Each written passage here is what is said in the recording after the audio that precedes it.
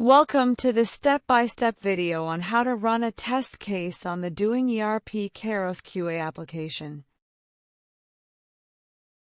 Log into the application using the given username and password. Once you are logged in, you will navigate to the dashboard screen. You can see the Run Test Case tab, which allows you to run the test case.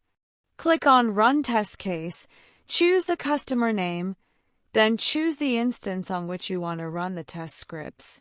Select the module name. If you want to run Core HR, Learning, or Recruitment, select the module based on your subscription. For example, if you choose Learning, you can quickly download the test data. This test data file is a template where you must provide your test data depending on the different test cases. There is a color code provided for these test cases.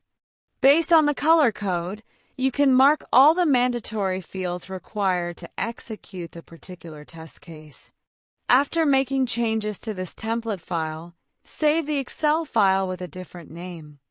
Navigate back to the application and choose the test case you want to execute. You can view all the test cases under the selected module.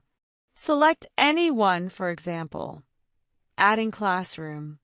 Once you choose the test case, you have the provision to either select multiple test cases for execution or execute a single test case. Click on Run. Here you must upload the test data. Click on Upload Test Data and provide your updated file. Choose whether you want to execute the test case in parallel or as a single execution. If you want to view the live execution, ensure that grid mode is turned on. Choose your preferred browser and click on Submit to start the test case execution.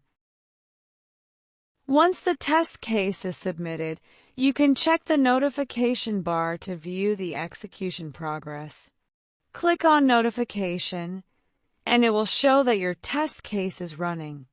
Click on Show More to view detailed test case execution. That's how you can quickly run a test case. Thank you for watching.